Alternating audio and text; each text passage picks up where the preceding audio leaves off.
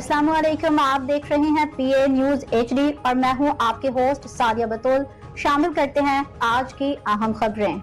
Report मियां अदनान अनवर, अराई chairman Punjab. Tehran का Washington से कोई राब्ता नहीं, अमान से बातचीत जारी है। इस्माइल बकाई, जब तक अमरीकी नाकाबंदी बरकरार रहेगी हालात में नुमाया तब्दीली मुमकिन नहीं। ईरान ने अमरीका के साथ बराह रास्त मुज़ाकरात की खबरों को मुस्तरद करते हुए वाज़ेह किया है कि इस वक्त वाशिंगटन के साथ किसी भी मामले पर कोई बातचीत नहीं हो रही।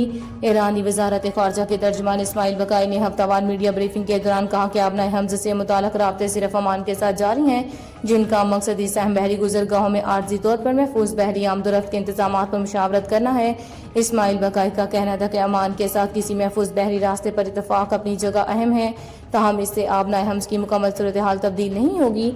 इन्होंने इल्ज़ाम आयद किया कि जब तक अमरीकी नाकाबंदी बरकरार रहेगी हालात में नुमाया तब्दीली मुमकिन नहीं। ईरानी तर्जुमान ने कहा कि आबनाए हमज़ की मौजूदा सूरत हाल बद दस्तूर बरकरार है और इस मामले पर इलाकाई सतह पर राब्ते जारी हैं। वाज़ेह है कि हालिया दिनों में आलमी मीडिया पर ईरान और अमरीका के दरमियान मुमकिन मुज़ाकरात से मुताल्लिक़ खबरें ज़ेर गर्दिश थीं, ताहम तेहरान ने इन दावों की तरदीद करते हुए कहा कि फ़िलहाल अमरीका के साथ कोई सफारती राब्ता मौजूद नहीं। आबनाए हमज़ दुनिया की अहम तरीन आबी गुज़रगाहों में शुमार होती है, जहाँ से आलमी तवानाई की बड़ी मिकदार गुजरती है, इसलिए इस खिते की सूरत हाल पर आलमी मंडियों और बैनुल अक़वामी बिरादरी की गहरी नज़र है।